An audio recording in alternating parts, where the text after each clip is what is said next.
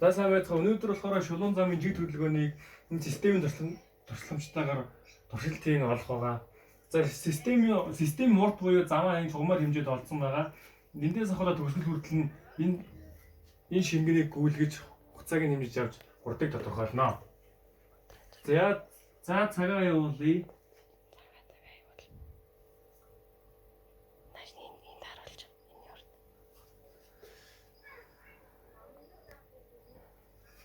За одоо энд ингээ явж байна.